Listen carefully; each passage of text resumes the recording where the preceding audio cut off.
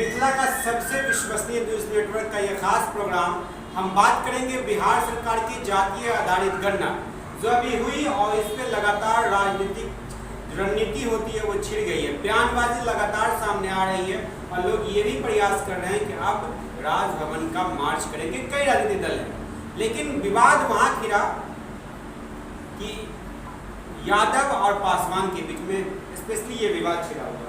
कहा यह जा रहा है कि यादव की जनसंख्या को अधिक बता दिया गया है और जो पासवान और अन्य जाति हैं उनकी जनसंख्या को कम बताया गया है, क्योंकि यादव का जो शक्ति है उसको प्रदर्शन करना। और हम इस बार किसी इंडिया वर्सेस एनडीए को नहीं बुलाए हैं, विपक्ष के कोई लोग नहीं, सब सत्ता के ही लोग हैं। और सत्ता के लोगों में एक अलग चीज ये है कि सभी विभिन्न जाति से और सभी जाति के प्रतिनिधि को हमने बुलाने का प्रयास किया। आखिर ये लोग सत्ता में होते हैं तो जब इनकी जाति को कम किया जाता है या अधिक किया जाता है तो असर क्या पड़ता है, और जाति आधारित गणना होगा बिहार में, इससे फायदा क्या होगा और नुकसान क्या होगा ये भी जानना जरूरी है। यदि जाति आधारित गणना हो गया और ये समाप्ति में डब्बा में बंद हो जाए तो फिर क्या मिलेगा, इसको इम्प्लीमेंट भी करना है। इसके आधार पर जिसकी जितनी हिस्सेदारी उतनी भागीदारी मिलनी चाहिए। और खास करके एक बात सामने आया है, उसमें जो मुस्लिम की आबादी है वो कहीं ना कहीं अधिक 19% लगभग है, और इसीलिए मुस्लिम की आबादी को रिप्रेजेंट करने के लिए आरजेडी के प्रदेश महासचिव हैं बद्र आलम बदर साहब हमारे साथ हैं। उसके बाद यादव समुदाय से आरजेडी के ही नेता महासचिव ये भी हैं प्रदेश के राम नरेश यादव जी, हमारे जिला के नेता हैं सुभाष प्रदेश के सचिव है सुभाष पासवान जी, और कामेश्वर महतो जी, कुशेश्वर महतो जी हैं, और हमारे साथ भाई जी अपने परिचय दीजिए। मेरा नाम ओम प्रकाश है, मैं उपाध्यक्ष हूँ SC/ST का आरजेडी। SC/ST प्रकोष्ठ के उपाध्यक्ष भी आरजेडी के प्रदेश उपाध्यक्ष। चलिए सभी लोग हैं यहाँ। अब कोई ये ना बोले कि दलित छूट गया, यादव छूट गया, मुसलमान छूट गया, पासवान छूट गया। सबसे पहले बात ये करेंगे कि 19% आपको मिल गया, लगभग 19%, मुस्लिम की आबादी 19%। अभी तो मुस्लिम की जो जनसंख्या है विधानसभा में और विधानसभा में बढ़ी, तो आप लोग की हिस्सेदारी ठीक है या बढ़नी चाहिए? नहीं, सवाल ये है कि आपने कहा मिल गया, अरे मिलना क्या, इसमें तो सही तथ्य वो सामने आए हैं। वो गिनती के आधार पर आए, जिनकी जो आबादी है उस आबादी को यहाँ रखा गया। यहाँ डोर टू डोर सर्वे हुआ, सर्वे में सभी लोगों की जाति, सब लोगों का जो आर्थिक स्थिति क्या है वो सारी चीजें रखी गई। और उसके बाद जाति आधारित जो गणना हुई, इसकी लड़ाई के बारे में या इसके बारे में तो लगातार राष्ट्रीय जनता दल और जो समाजवादी विचारधारा के लोग हैं वो लगातार मांग कर रहे थे कि जातीय जनगणना होनी चाहिए। जातीय गणना हम लोग तो देश स्तर पर जाते हैं कि जातीय जनगणना हो, जातीय, लेकिन यह भारत सरकार जो यहाँ है वो जातीय गणना नहीं कराना चाहती है, क्योंकि ऐसा स्थिति यह है कि जो पिछड़ों की आबादी है, जो अकलियत की आबादी है या दलितों की आबादी है, उन लोगों की आबादी जब सामने प्रदर्शित हो जाएगी तो उनको लगता है कि बहुत सारे लोगों का जो मलाई खा रहे हैं वो मलाई उनकी बंद हो जाएगी। बहुत सारे लोग कौन मलाई खा रहे हैं? अरे मलाई, अब इस पर हम विशेष क्या ये बात समझ सकते हैं कि आज जैसा कि अभी आ रहे हैं कि भारत सरकार में 90 पद पर सचिव स्तर के बड़े जो सचिव हैं वहां जो 3 मात्र ओबीसी के हैं, बाकी अन्य कौन लोग आप समझ सकते हैं। सवाल है जिसकी आबादी अभी जो बिहार की जनगणना जातीय गणना हुई है उससे जो आया है कि लगभग 63% है, 19% के लगभग मुसलमान की है। अब इन लोगों की स्थिति कहाँ है और बाकी जो लोग बचे उन लोग कहाँ हैं? मुसलमान की स्थिति क्या है फिर? अरे मुसलमान की ऑन दी होल खराब है मुसलमान के बारे में। अरे सुना जाए, अरे सुना जाए, अरे सुना जाए। सच्चर कमीशन की रिपोर्ट आई, सच्चर कमेटी की जो रिपोर्ट है उस रिपोर्ट को भारत सरकार लागू करना चाहती थी। उसमें जो उनकी जो स्थिति है वो कहा गया कि दलितों से बदतर स्थिति है।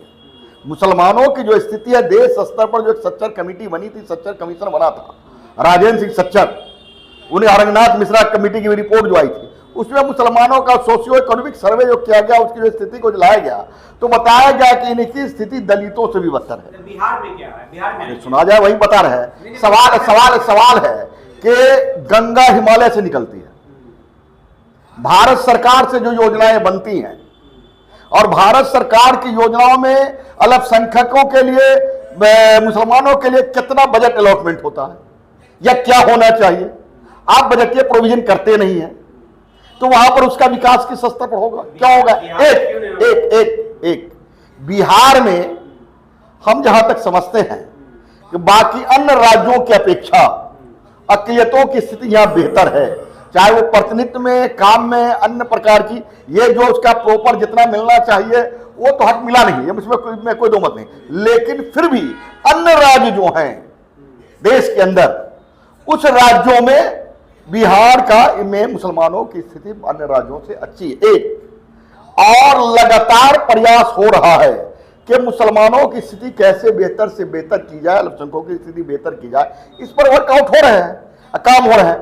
अब रहा कि हम लोग बिहार में हैं, बिहार की जो स्थिति है, वैसे तो राष्ट्रीय जनता दल लगभग 15-17 साल से बाहर था सरकार से, और सरकार में जो लोग सहयोगी दल थे वो कौन दल थे और अल्पसंख्यकों के बारे में उनकी क्या सोच होती है वो आप सब लोग से छुपा हुआ नहीं है। लेकिन उसके बाद भी हम नीतीश कुमार को धन्यवाद देते हैं कि नीतीश कुमार ने उसके साथ रहने के बाद भी अल्पसंख्यकों के हित के लिए, उसके लिए काम जो होना चाहिए उसमें बढ़ चढ़ के करने की कोशिश की है। नीतीश कुमार को बचाते हुए निकल जाते हैं। नहीं, बचाने और फंसाने का सवाल कहाँ है? जो सच्चाई है उसको मैं व्यक्त कर रहा हूँ। क्यों? बीइंग ए मुस्लिम। और चुनाव के समय जब पिछली चुनाव हुआ विधानसभा का, उसमें तो आप ही के नेता खड़े। अरे सवाल है, अरे सुना जाए, लालू यादव जो है वो सांप्रदायिक सद्भाव के चैंपियन है।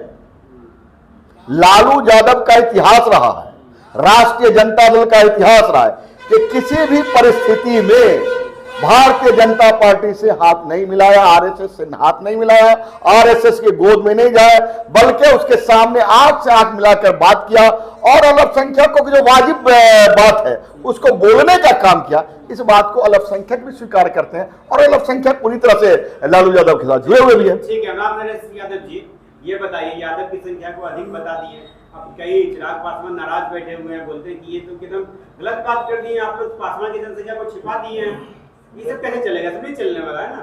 देखिए, सबसे पहले हम दर्पण 24 न्यूज़ के माध्यम से जो आपने पूरे देश की सबसे ज्वलंत घटना, जो राजनीति के इतिहास में, तारीख में सामाजिक क्रांति की बहुत बड़ी घटना है, जाति आधारित आर्थिक सर्वेक्षण और आप इसमें आर्थिक कहां से जोड़ रहे हैं? आर्थिक रिपोर्ट तो यही बात डिबेट का है जो जारी होना है, दुष्प्रचारित किया जा रहा है। ये जो गणना हुई है ये जाति आधारित आर्थिक सर्वेक्षण और गणना है। तो आरक्षण इसका दो पार्ट है।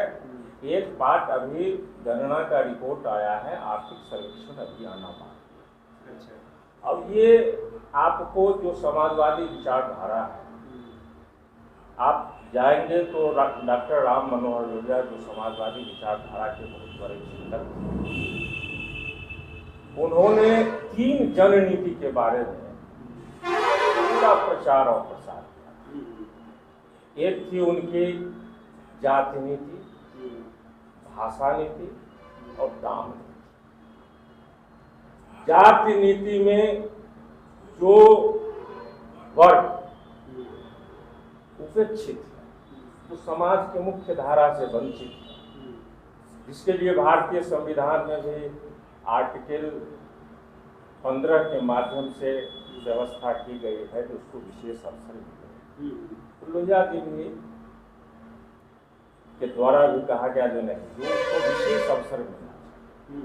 उस विशेष अवसर में आपको जो पिछड़ा समाज था, जो नारियां थी, महिलाएं थी और उसमें अल्पसंख्यक समाज, सारे लोगों को मिला के डॉक्टर राम मनोहर लोहिया ने कहा था कि संसो पाने बांधे गात पिछड़ा पावे 100। ये नारा उस समय आया। और दाम नीति के संबंध में उन्होंने कहा था तो दाम को बांधो, जो सरकारी महंगाई न रोके वह सरकार निकम्मी है, उस सरकार को बदले। ये था उनका दाम नीति। और भाषा नीति भी उनकी थी, अंग्रेज को हटाया है, अंग्रेजी को हटाना है, अंग्रेजी को हटाना होगा, अब देश गुलाम नहीं होगा है। ये सब चीज समाजवादी आंदोलन में डॉक्टर राम मनोहर लोहिया चाहते थे कि इस तरह से भारत में समता मूलक समाज की स्थापना हो। और उस विचारधारा को आदरणीय नीतीश कुमार जी, लालू प्रसाद यादव जी, हमारे नेता तेजस्वी प्रसाद यादव जी ने जो जाति आधारित सर्वेक्षण और गणना करवाया है, जो आज पूरे देश को आंदोलित किया है।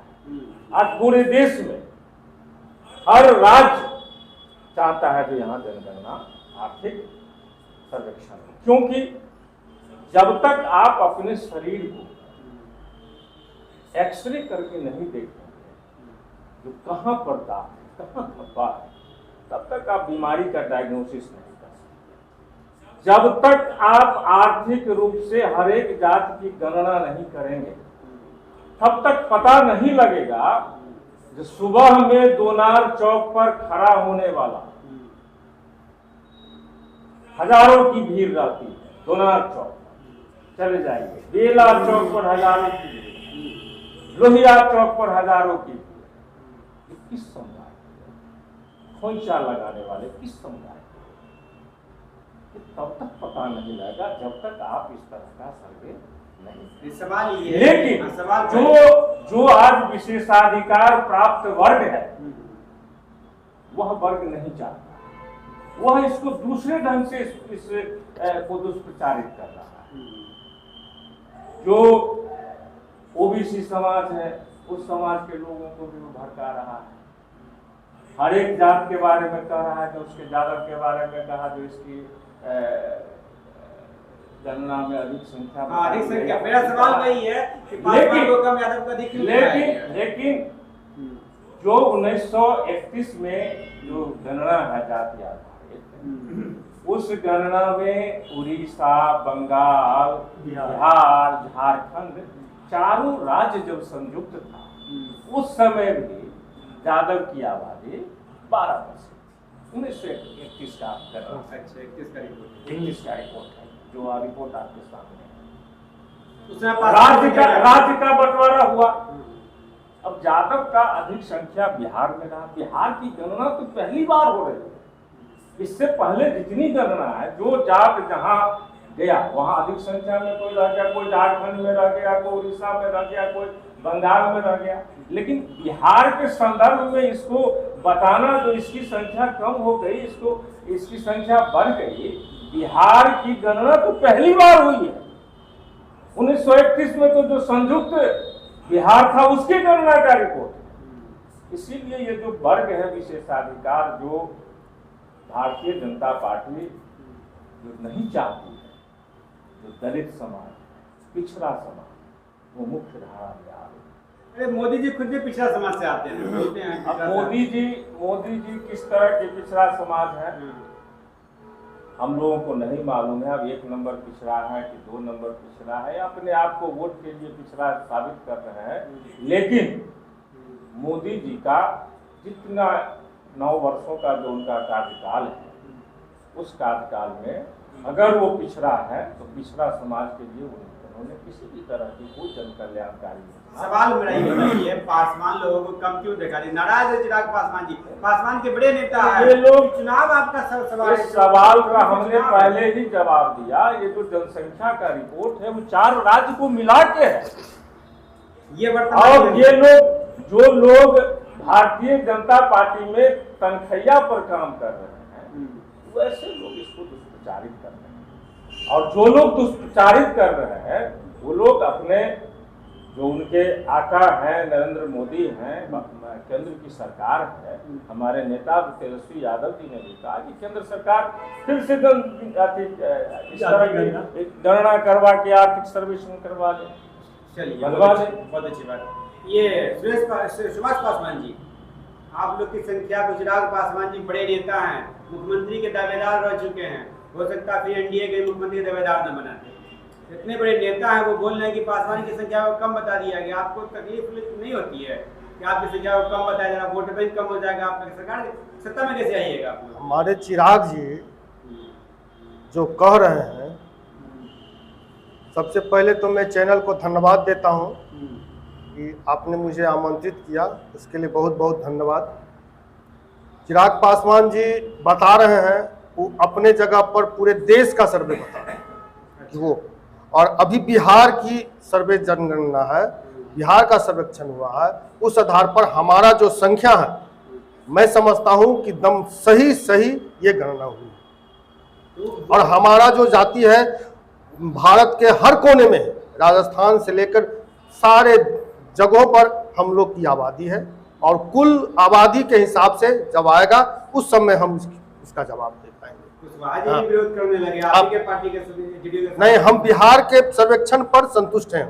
आप संतुष्ट हैं? जी जी। इन्हें लग रहा है यादव की संख्या अधिक बता दिया गया? नहीं, यादव की संख्या पूर्व भी 1931 के जनगणना के अनुसार भी 12% था। कि सत्ता में इसलिए ठीक लग रहा है, सत्ता से बाहर जाएंगे तो आपको जी नहीं। यदि 1931 का गणना मैं नहीं जानता तब कहता की जाती। मैं इसी टेबल पर बुलाऊंगा एनडीए वाले को भी, वो बोलेंगे कि नहीं कम है। ना देखिए, विरोध करने के लिए तो कुछ भी करते हैं, विरोध करेंगे। अब हम जो भी मनोवादी प्रवृत्ति के लोग हैं वो लोग विरोध करेंगे, जो भाजपा संघी है वो लोग विरोध करेंगे। बाकी जितने लोग हैं जो समाजवादी विचार के लोग हैं, जो सामाजिक न्याय को मानने वाले हैं, वो लोग आपको कतई विरोध नहीं करेंगे। अच्छा, मेरा आप SC/ST प्रकोष्ठ के प्रदेश अध्यक्ष, प्रदेश उपाध्यक्ष, आप लोग को कम नहीं दिया गया? लग नहीं रहा कि कम आपकी संख्या बता दिया गया? आप लोग की हिस्सेदारी, भागीदारी कम हो जाएगी, फिर आप लोग सिस्टम में सरकार, मुख्यमंत्री कभी नहीं बन पाइएगा। नहीं, ऐसा है ना कि आप इसको कैसे आकलन कैसे कर सकते कि कम हो? किसी को कह देने से कि कम हो गया तो हम मान लेंगे कि कम हो गया, उनके पास प्रूफ क्या है? जेडीयू के नीरज कुमार बबलू बोलते तो मान लें बात। नहीं, हम वही तो बोल रहे हैं, सवाल तो उसी पे हुआ। सवाल और भी है, वो पूछेंगे। श्रीमान तो ये सोच रहे कि जो जातिगत जनगणना हुई है इसको हम लोग को स्वागत करनी चाहिए, है ना। इसलिए 1931 के बाद जो केंद्र सरकार करती वो बिहार सरकार कर देगी, तो इस बात को केंद्र सरकार जो बैठे हुए हैं आला कमान, उनको तो ये सोचना चाहिए। अगर मान लिया किसी भी योजनाओं का आप लागू करते हैं तो उसका आकलन कैसे करेंगे, कैसे पता करेंगे, निर्धारित कैसे करेंगे? अगर किसी कैसे हो रहा है कि वैसे होगा, तो वैसे होगा तो उसमें आकलन तो यही पता चलेगा किसको 10 में मिला, किसको 20 मिला के जाति के हिसाब से दीजिएगा। आप उसका अगर कोई ब्राह्मण में गरीब है तो उसको नहीं मिलेगा इसका, अगर राजपूत में गरीब है तो उसी में देखिए जाति जनगणना का मतलब क्या हुआ कि आपके जितनी संख्या है उसके आधार पर नहीं योजनाएं बनाएंगे, उसके आधार पर आपको मिलेगा, योजनाओं का लाभ मिलेगा।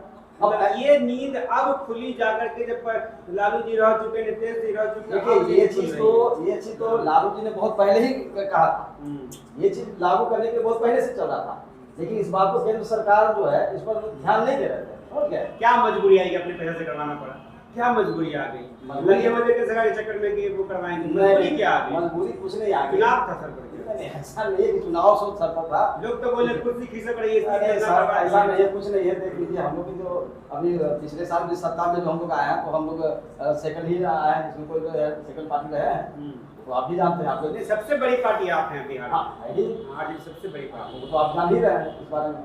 अब लग रहा होगा कि अब खतरा मंडरा रहा है। अगर जनगणना हुई है तो इसको हम लोग को स्वागत करना चाहिए, और ये नहीं सभी पार्टियों को स्वागत करना चाहिए, और ये लागू करना चाहिए, हर एक राज्यों में लागू हो, ताकि उसकी सही आकलन जो है लग सके कि लोग कितने हैं, उनकी अर्थव्यवस्था क्या है। अगर मान लिया जाए कि अभी जो बैकलॉग खाली पड़ा हुआ, आपने बैकलॉग दे दिया, किस आधार पर आपने बैकलॉग दे दिया? हो सके तो उसमें और संख्या जुड़े, उन्हीं का संख्या जुड़ जाए। एक कोशिश माधव जी, कहाँ हिस्सा लीजिएगा आप? सामाजिक संस्थान में भी लीजिएगा, जो लीगल संस्थान है वहाँ भी लीजिएगा, नौकरी में लीजिएगा, चाकरी में लीजिएगा, कहाँ लीजिएगा? एक जात की नेत्री है, वो बोली मंदिर में भी हम जाएंगे, वहाँ ही पूजा करवाएंगे, वहाँ भी जनसंख्या कम है, क्या कहिएगा? देखिए नमस्कार साहब, सबसे पहले मैं आपके दर्पण 24 चैनल का मैं स्वागत करता हूँ, आपको मैं धन्यवाद देता हूँ। आपने बिहार की जाति गणना पर आपने हम सभी महागठबंधन इंडिया के अधिकारियों को आपने बुलाया, बहुत बहुत शुक्रिया। देखिए, बाबा साहब भीमराव अम्बेडकर जिस समय में संविधान लिख रहे थे, है ना, शायद उसी समय में उनके दिमाग में ये जरूर आया था कि जिसकी आबादी जितनी हो, जिसकी जनसंख्या जितनी हो, उसी हिसाब से उनको कुर्सी भी मिलनी चाहिए हर क्षेत्र में, किसी एक क्षेत्र में नहीं। इसमें हम रुकेंगे यहीं पर। अगर मान लेते हैं कि अपर कास्ट है, उसमें 95% मार्क्स लाया और आपके बैकवर्ड में कोई 40% मार्क्स लाया, तो 95 वाले को तो जितना उसकी 2 सीट होगी रिजर्व 2 ही मिलेगा, और 45 मार्क्स वाले वहाँ चले जाएंगे फिर आपकी भागीदारी हिस्सेदारी के तहत। तो वहाँ कहीं ना कहीं जो जाएंगे जॉब में, तो वहाँ मेरिट को तो मार दिया जाएगा ना वहाँ पे। नहीं, कैसे नहीं मरेगा? नहीं मरेगा, इसलिए नहीं मरेगा, यही तो दर्द है, यही तो दर्द हो रहा है। जो 15% के लोग हैं, जो 10%, 3%, 2%, 3% का लोग है, 4% के लोग, यही तो दर्द उनको चूहा उनके पेट में दर्द हो रहा है।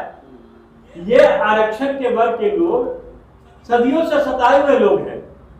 इस देश के मूल निवासी, दलित, पिछड़ा, आदिवासी, अति पिछड़ा है इस देश के मूल निवासी मैं कह रहा हूं, जिनके पुरखों ने आजादी की लड़ाई लड़ा, अंग्रेजों से लड़ा है, जिनके पुरखों को वर्षों वर्ष से सताया गया, रोड पर थूक नहीं फेंकने दिया जाता था, गले में घंटी बांधा था कि ये दलित शुद्ध आ रहा है, कमर में जो है झाड़ू बना जाता था कि अपने चढ़ेगा अपने झाड़ू से रोड को साफ करते चला जाएगा, ताकि उन वर्गों को जिनको दर्द हो रहा है पेट में, उन वर्गों का उस पर पाँव नहीं पड़े।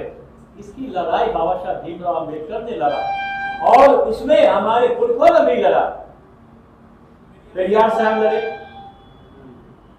हमारे फुले साहब लड़े, ये सारे के लोगों ने एक सोच बनी थी कि हमारे समाज के जो हमारे बहुजन का समाज का मतलब होता है दलित, अनुसूचित जाति, जनजाति, आदिवासी, जो हमारे पिछड़ों, अधिक पिछड़ों के साथ सारे का मतलब है बहुजन।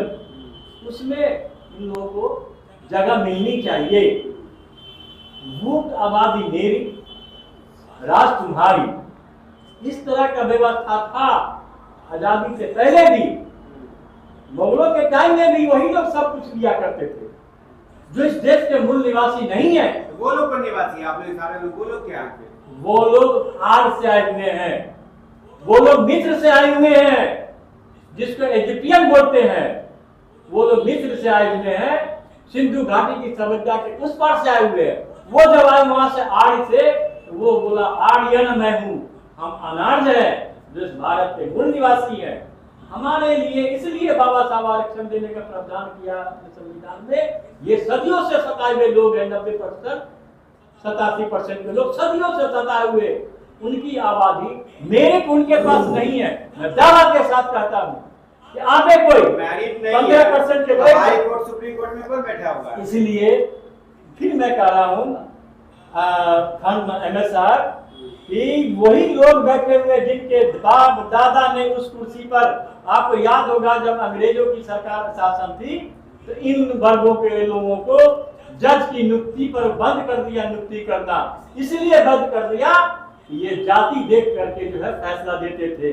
आप इतिहास उल्टा के देखेंगे। अब हम आते हैं, ये बताइए इससे लाभ क्या होगा? जनगणना तो हो गई है, सवाल जनगणना का इम्प्लीमेंट अगर नहीं होगा, सवाल ये है कि शायद आप लोग सजग लोग हैं, मीडिया के लोग हैं।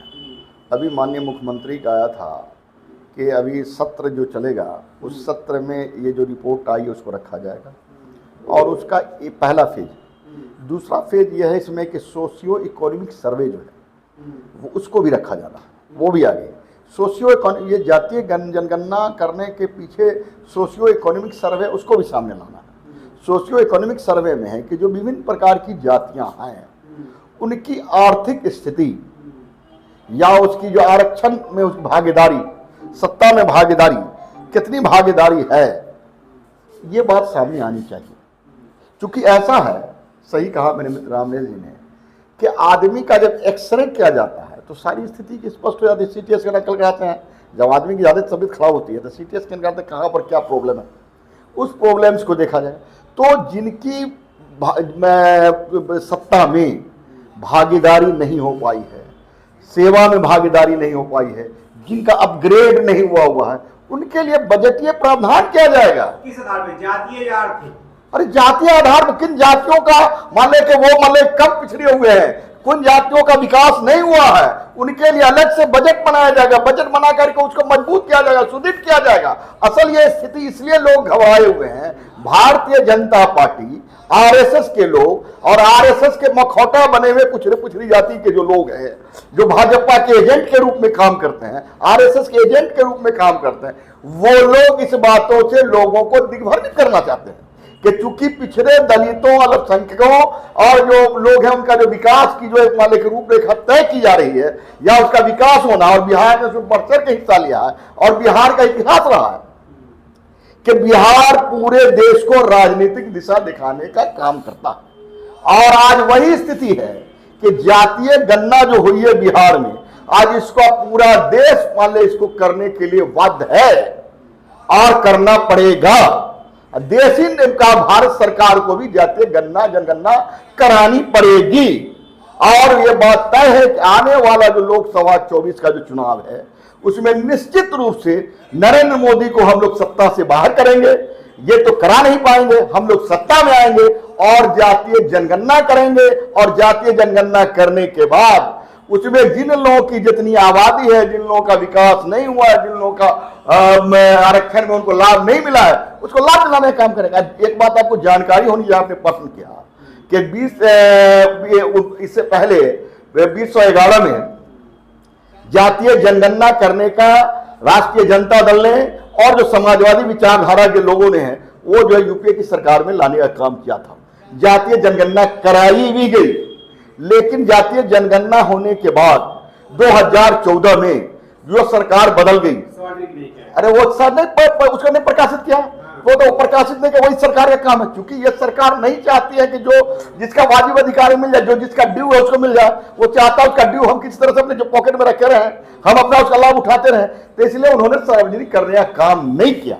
लेकिन हम बिहार की जनता को, देश की जनता को आश्वस्त करना चाहते हैं कि आने वाले कल में जो भारत में इंडिया गठबंधन की सरकार बनने जा रही है, उस सरकार में जातीय जनगणना होगी। और जिसका जो हिस्सेदारी जितनी है, जिसका जो आरक्षण में बकाया है, सेवा में जिसका विकास नहीं हुआ है, माने कि उसके विकास करके उसको बराबरी में समानता का लाने का प्रयास करेंगे, समानता करेंगे। जो समाजवादी विचारधारा की सोच है उस सोच को अनुपालन करने का काम करेंगे। ये सवाल आ रहा है, विपक्ष के लोग आपसे पूछ रहे हैं कि कोर्ट का आदेश था कि डाटा को सार्वजनिक नहीं करना।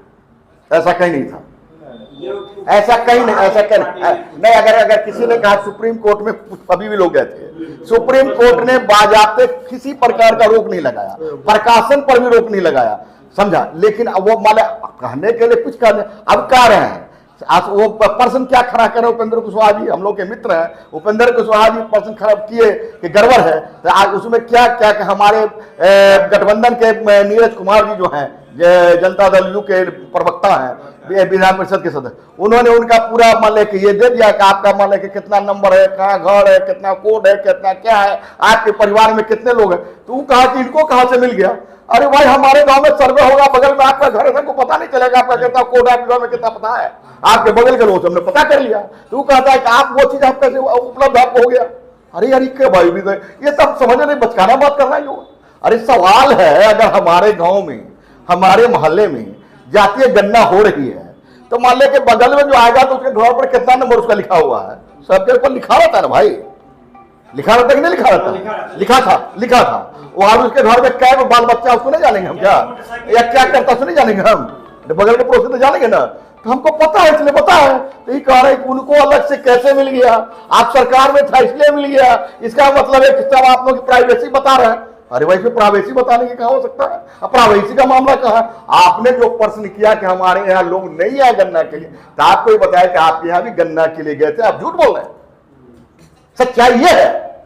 इनसे कि जातीय गणना जो हुई, लोग सवाल ये भी पूछ रहे हैं कि यादव में भी बहुत सारे उपजाति हैं, किश्नौट हो गया, मजरौट हो गया, और भी उपजाति। किश्नौट मजरौट उपजाति नहीं है, क्या गोप है, सदगोप है और है जो उपजातियां हैं, इन सबको मिला करके इस सर्वे का प्रतिवेदन आया।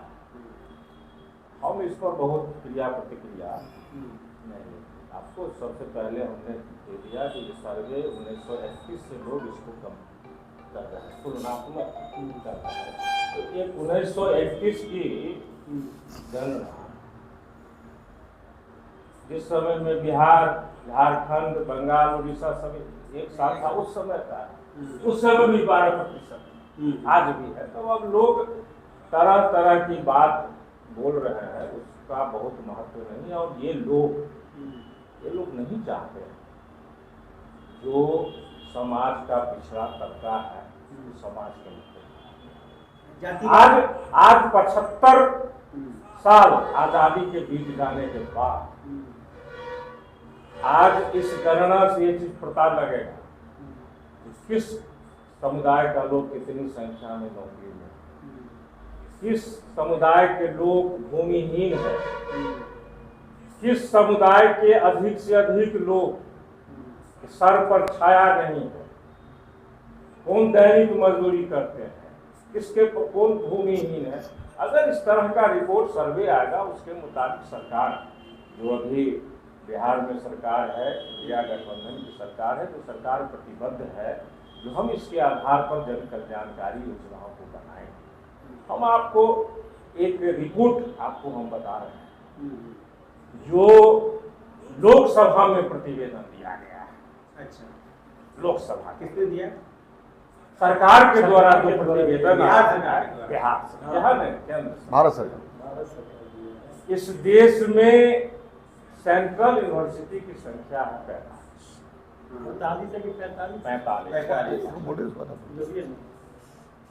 उसमें टीचिंग स्टाफ का पद है 1309।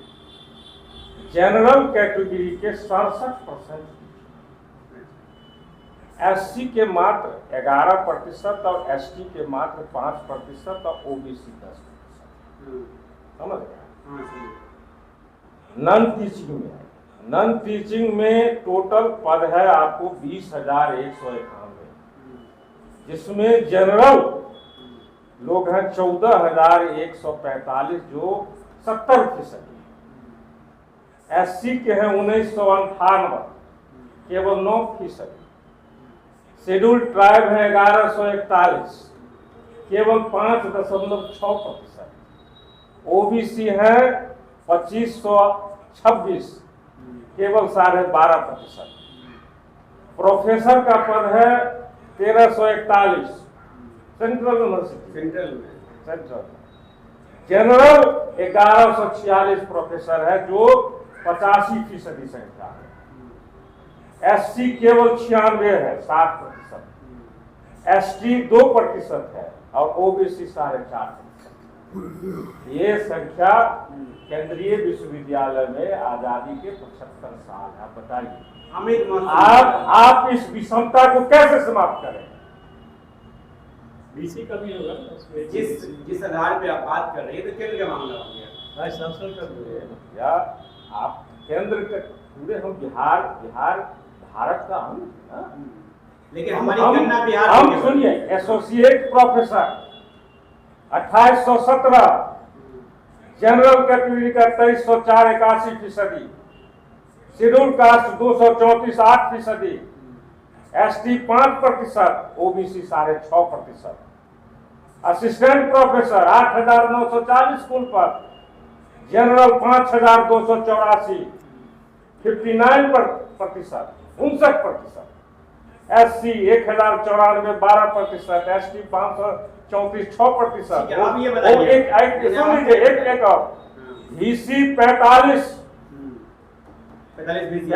बीसी में जनरल बीसी और 30, शेड्यूल कास्ट केवल 1, एसटी केवल 1, ओबीसी केवल 5, registrar 45, general 31, SC 2, ST 2, OBC. बताइए। तो ये बताइए कि आप वहाँ चले गए, वो फिट डाटा आपको फिट बैठ रहा है, लेकिन नगर निगम में आ गए, यहाँ तो अधिक स्टाफ SC/ST से ही रहते हैं। नगर निगम ये परिवर्तन जब तक शैक्षणिक संस्थान में हिस्सेदारी नहीं होगी तब तक परिवर्तन। जब शिक्षा के क्षेत्र में आपको मालूम होना चाहिए, सुनिए, ओबीसी समाज को जो आरक्षण मिला कब मिला? आजादी के कितने वर्षों के बाद मिला? वो भी एक टर्म के लिए बनाया गया था। आपको कितना आयोग का गठन हुआ, बहुत विस्तार में इसकी चर्चा होगी। सबसे पहले काका कालेलकर आयोग बना, उसका प्रतिवेदन समाप्त हो गया। मुंगेरी लाल कमीशन वाला, उसका भी प्रतिवेदन खत्म हो गया। 1980 में बीपी मंडल आयोग बना। 1978 में 80 में प्रतिवेदन प्रस्तुत किया गया। ठंडा बस्ता में पड़ा रहा, आरक्षण नहीं लागू हुआ। 1990-91 में जब बीपी सिंह की सरकार बनी, जब हमारे नेता आदरणीय लालू प्रसाद यादव जी, मुलायम सिंह यादव जी, शरद यादव जी, जब इन लोगों ने दबाव बनाया तो 1991 में आपको इस मंडल कमीशन को लागू किया गया।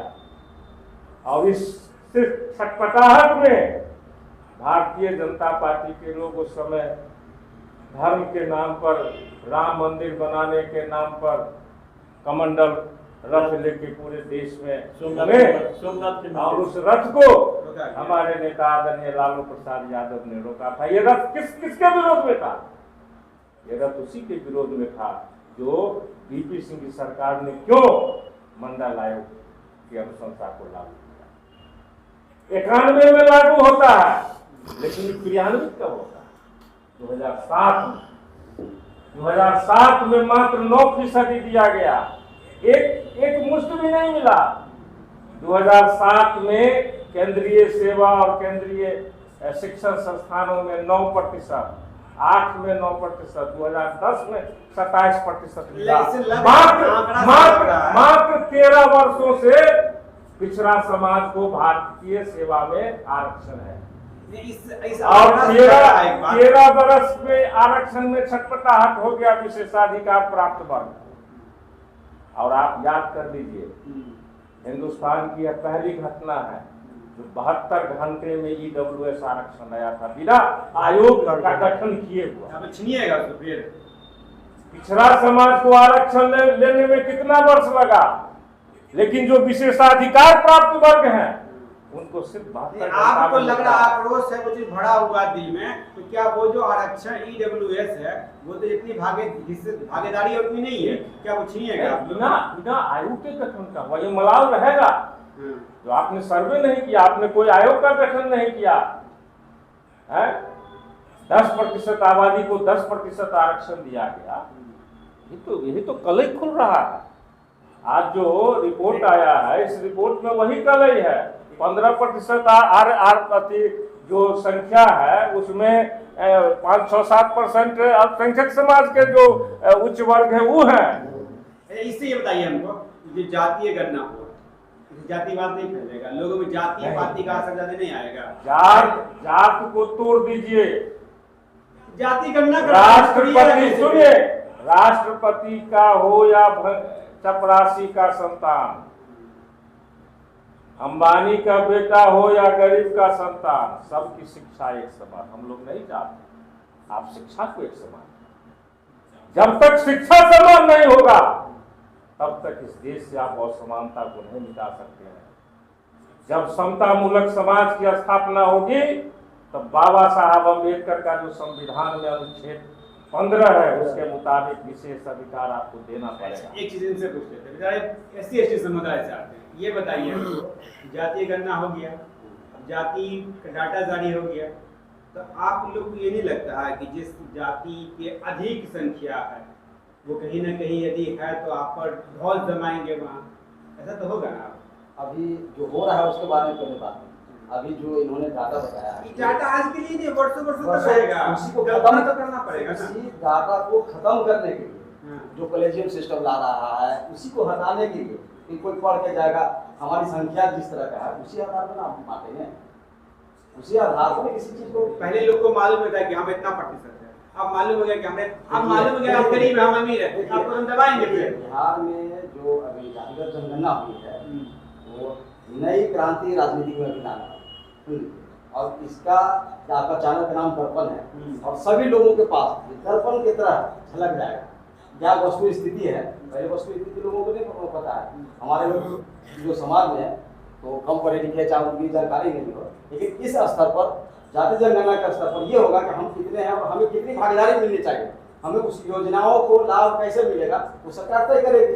अब जब आपके पास आंकड़ा ही नहीं रहेगा तो आप कैसे, इसी प्रकार जैसे देख रहे हैं 98 में 2 मिल रहा है तो वो किस आधार पर करेंगे, तो हम तो ऐसे भी जा रहे हैं, उधर भी मिल रहा है इधर भी, लेकिन इससे क्या होगा दृष्टिकोण सबको जगेगा कि हमारा संख्या इतनी है और हमें कितना का हकदार बनेगा, तब ना आपको ये आपका मैंने जो भी प्रोविजन होगा, जो भी आर्थिक व्यवस्था मैंने उस पर मैंने लागू किया जाएगा, देख के हमें इसकी इनकी संख्या उस आधार पर इनको लाभ मिलना चाहिए। बताइए तो सही हुआ ये जो हो गया जातीय आधारित गणना, जब चुनाव आता है तो जात धर्म खूब चला आता है, हर मंच से ये चीज होता है, इससे जात पात की जो राजनीति है तुष्टीकरण की राजनीति तो बढ़ेगी ही, क्योंकि बढ़ेगी कि नहीं बढ़ेगी ये बताइए। देखिए, इस जातिगत गणना से जो है आपने सवाल किया, पहले भी सवाल किया था कि 45% 80% के लोग 50% और 45%। मैं एक चीज बताना चाहूँगा, डॉक्टर भीमराव डॉक्टर बाबा साहब अम्बेडकर, मैं बताना चाहूँगा, इतनी शॉर्ट में बताइए, मैं शॉर्ट में कह रहा हूँ, बिल्कुल शॉर्ट में।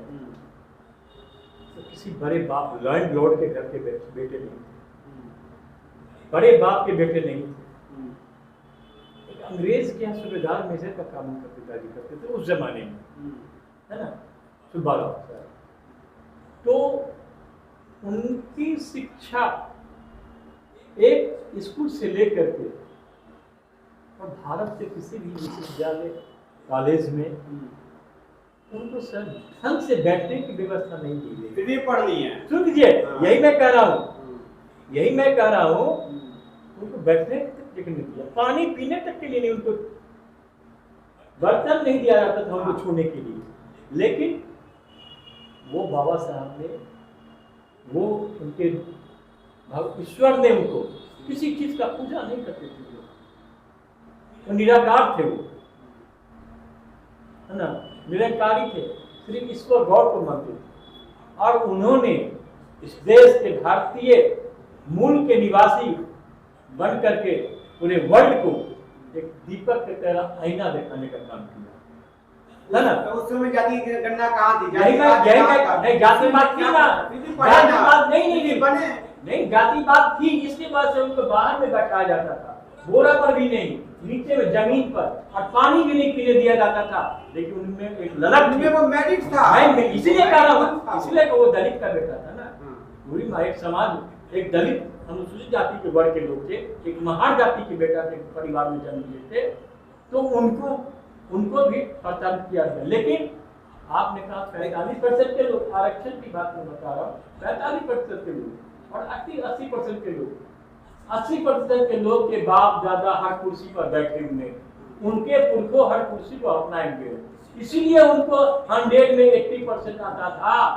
और इन वर्गों के बच्चे को, दलित पिछड़ा बहुजन समाज के बच्चे को, पीएच के बच्चे को 45-80% के जगह पे 40 जो लिखी ना, जहां अगर 80 भी आना है, 90 भी आना है, तो उनको 40 के नीचे ही रखा जाता था। इसलिए कि उनका कोई कॉपी लिखने वाला कौन होता था, कॉपी सर्कुलेट करने वाला कौन होता था, अंक देने वाला कौन होता था, हमारे बहुजन समाज के लोग नहीं होते थे। इसलिए मैं कह रहा हूँ, बाबा साहेब अम्बेडकर इतने प्रताड़ित होने के बाद भी भारत के संविधान में एक नया, एक इतना भूचाल लाया, अकलियतों के लिए भी आर्टिकल 30 लागू किया गया, इस समाज, बहुजन समाज में SC ST के लिए और ओबीसी के लिए। मुंगेरी लाल की जब गर्दन बात बोल रहे हैं सर हमारे, वो संविधान में बाबा साहब ऑलरेडी लिखे थे ओबीसी के लिए, और यहाँ तक माइनॉरिटी की दशा जो थी वो भी उस समय कहा, उनको ये भी कहा कि उनको भी आरक्षण की व्यवस्था की जाए।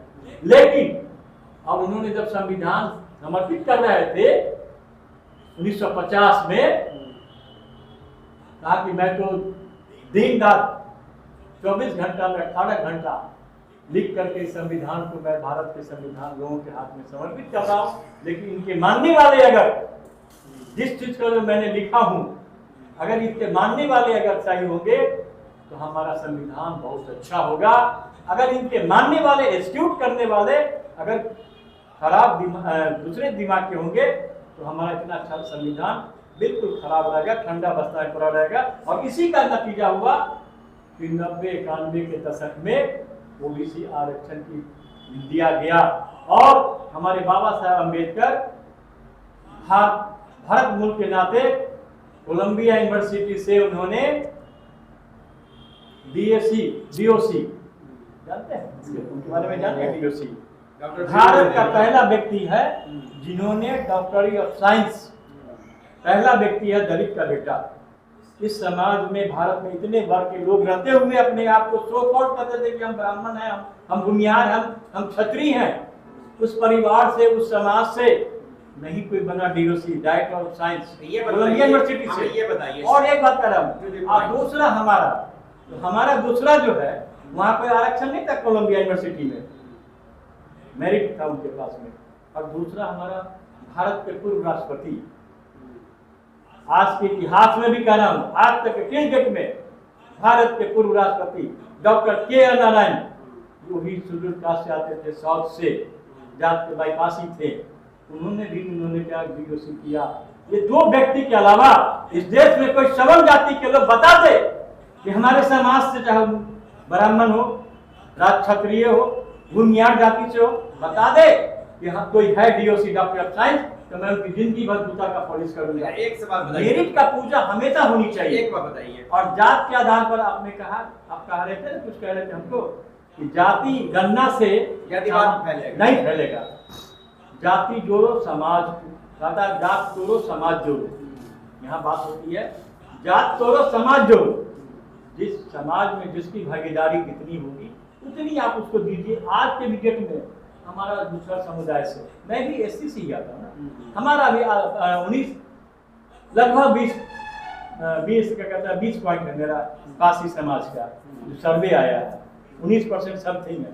कहाँ हम ठीक रहे करेगा, हम सोच रहे हैं तो हो सकता है 19 तो नहीं होगा, 19 पॉइंट, ये मैं कह रहा हूँ समथिंग, मतलब पॉइंट करा मैं ये करा तो हम पॉइंट 19 है। हाँ, हम 0.919 हम एक भी नहीं है, तो हम कहाँ छटपटाते हैं हमारे ऊपर।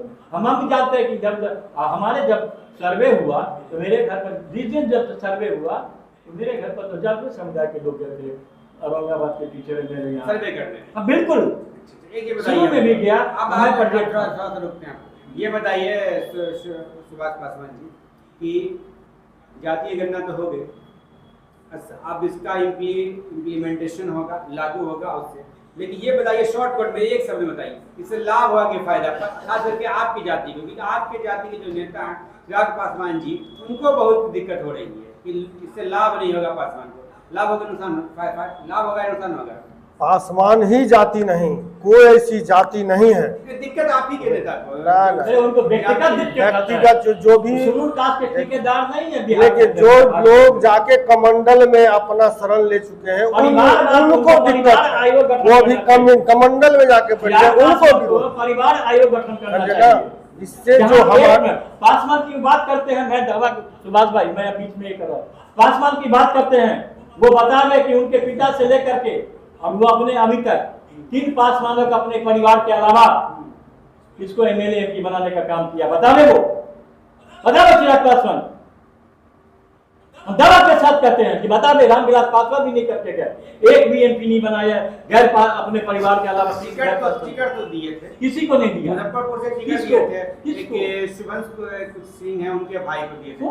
शुभन सिंह, अरे राजपूत को दिया, अलग कास्ट को दिया। हाँ। हमरा कहने का कि पासवान ने भी, जब पासवान को दर्द उनको है तो मैं कहता हूं इस आपके दर्पण 24 के न्यूज के माध्यम से चिराग पासवान अपने लड़े और जितना भी सीट है ना अपने पार्टी से या गठबंधन में, अपने परिवार के अलावा लड़ा मैं किसी गैर पासवान को, तब मैं समझूंगा कि वो पासवान का हित ऐसी है।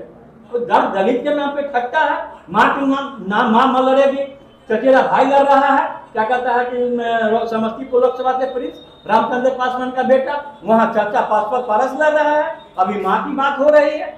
अरे भाई, तब 4-5 सीट आप अपने परिवार, 7 को 6 को तो सीटें हैं लोकसभा में, तब अपने परिवार के लोग को लपीजिएगा। ऐसे आइएगा तो फिर आरजेडी में भी गिनती आरजेडी में नहीं, मैं दलित की बात कर रहा हूँ, आपने चिराग पासवान की बात अपनी कर, पार्टी की जब बात नहीं, हम पार्टी की बात नहीं कर रहा हूँ, मैं पार्टी की बात नहीं कर रहा हूँ, मैं पासवान समुदाय पासवान समुदाय में आप लीडर हैं, तो आप माँ के बात कर रहे हैं, हाजीपुर से लड़ेंगे, अपने हम जमुई से लड़ेंगे, चच्चा लड़ेंगे, क्या कहता है यहाँ से हाजीपुर से। कहने का मतलब सीमित क्षेत्र है। मैंने परिवारवाद के अलावा उनको चलिए, दूसरा हाँ, पासवान ठीक है। नहीं नजर आता। जी सर। अंतरिम में ये बताइए, आपके जो अल्पसंख्यक समुदाय है, इनको लाभ होगा या नुकसान? देखिए, समाज को लाभ हो, जो दवा कुचला को लाभ हो, उसमें मेरा भी लाभ है और साथ साथ मेरा भी लाभ होगा। लाभ होगा निश्चित।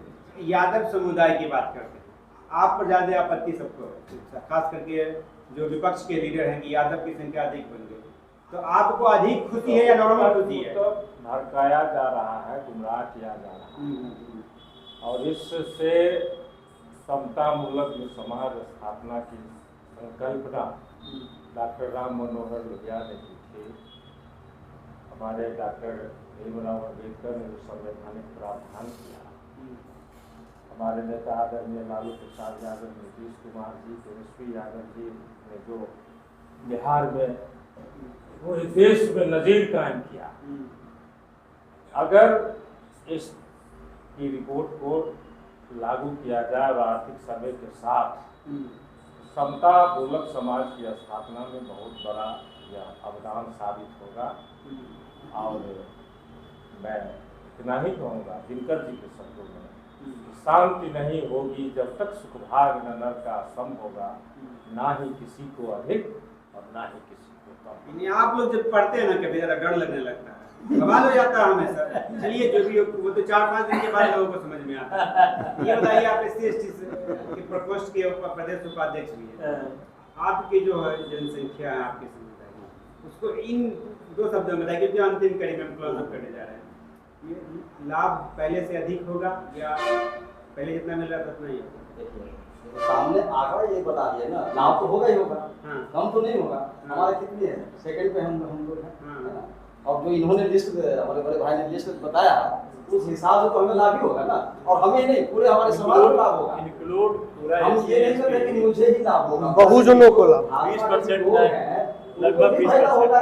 पूरा सभी को, क्योंकि ये तो आंकड़ा जो है ना, आंकड़ा तो इन्होंने कोई अपना ये नहीं ना कि हमारा आंकड़ा है उनका, इन्होंने तो जातिगत जो जनगणना किया, तो सभी बिहार के लोगों का आंकड़ा है, पर्सनली अपनी आंकड़ा खुद दे रहे हैं हम लोग सभी का। उसमें सभी में तो वो लोग भी आ जाते हैं ना, क्या उनके घर पर जनगणना नहीं हुई है? जो बता रहे हैं कम या बेसी, तो क्या उनके घर पर जनगणना नहीं हुई है? अगर नहीं हुई है तो वो कह सकते हैं, बताएं कि वो नहीं हुई है। केंद्र सरकार करा रही है। अगर या तो अपने तरीके से वो करवा रहे हैं, चलिए है ना, तो वो सब कहना। लेकिन एक बात यही कहेंगे कि इस जनगणना का हम लोग बहुत तहे दिल से स्वागत करते हैं, और नई क्रांति इस जनगणना से बिहार में छिड़ी है, और ये पूरे देश में छिड़ेगी, अपने भारतवर्ष में सभी राज्यों में छिड़ेगी। क्यों? क्योंकि आपके चैनल के माध्यम से हम बोल रहे हैं, जैसा आपका दर्पण चैनल है, उसी तरह लोगों में दर्पण की तरह वो छलक जाएगा, और उन्हें भी एक्सेप्ट करना पड़ेगा कि जो जनगणना हुई है वो सही रूप में सत्य है। ये हमारे साथ आरजेडी के विभिन्न जातियों के लीडर्स जुड़े, इन्होंने कुल मिलाकर जातीय आधारित जनगणना पे ये बताने का भरसक प्रयास किए कि जातीय आधारित जनगणना जो बिहार सरकार के द्वारा की गई है, और इसके साथ साथ आर्थिक जनगणना भी हो रही है, जिसकी रिपोर्ट भी आएगी। लेकिन अभी जातीय आधारित की रिपोर्ट केवल जो प्रवक्ता उन्होंने पेश किया, लेकिन जनगणना जातीय और आर्थिक दोनों स्तर से हो रही है। और इन्होंने ये भी कहा कि केवल जातीय नहीं, आर्थिक भी हो रही है, और दोनों के आधार पर जो भी योजनाएं बनेगी वो योजना का इम्प्लीमेंटेशन धरातल पर करना, इसलिए संख्या अधिक है। और सवाल ये भी है, जिस राज्य में, जिस देश में जानवर की जनसंख्या की गिनती हो सकती है, तो फिर आदमी और जाति की क्यों नहीं हो सकती है? लेकिन बात ये भी निकलता है कि इसको लेकर के विवाद लगातार छिड़ा है, और खास करके विवाद ये तब हुआ है जब लोकसभा चुनाव होना है, बिल्कुल 5 से 6 महीना भी समय बचा है। और ये लगातार इससे लग रहा है कि सभी जाति के लोगों को फायदा मिलेगा। लेकिन इसी हम चर्चा में हमने एक और व्यक्ति जो अपर कास्ट से आते हैं उनको भी बुलाया था, उदय शंकर चौधरी जी को। वो किसी कारणवश नहीं आ पाए। किसी अपर कास्ट को ये नहीं लगे कि ये चैनल केवल उन्हीं लोगों को बैठा लिया जिन लोगों को फायदा हो, लेकिन उनको ही मैंने बुलाया था। और फिलहाल ये पूरी डिबेट कैसे लिखी ये बताइएगा, लेकिन उससे पहले ये जान लीजिए कि एक दिन हम इंडिया गठबंधन के लोगों को भी इसी टेबल पर बुलाएंगे, उनसे ये बात करेंगे। फिलहाल दर्पण 24 न्यूज़ को अधिक से अधिक शेयर करें, सब्सक्राइब करें। धन्यवाद। थैंक यू फॉर वॉचिंग दर्पण 24 न्यूज़। खबर को सबसे पहले पाने के लिए YouTube पर देख रहे हैं तो सब्सक्राइब करें, Facebook पर देख रहे हैं तो फॉलो करें। कमेंट्स में अपनी राय या अपने आस पड़ोस में समस्या हमें बताएं। हमें सपोर्ट करने के लिए लाइक और शेयर अवश्य करें। धन्यवाद। थैंक यू फॉर वॉचिंग दर्पण 24 न्यूज़। खबर को सबसे पहले पाने के लिए YouTube पर देख रहे हैं तो सब्सक्राइब करें, Facebook पर देख रहे हैं तो फॉलो करें। कमेंट्स में अपनी राय या अपने आस पड़ोस में समस्या हमें बताएं। हमें सपोर्ट करने के लिए लाइक और शेयर अवश्य करें। धन्यवाद।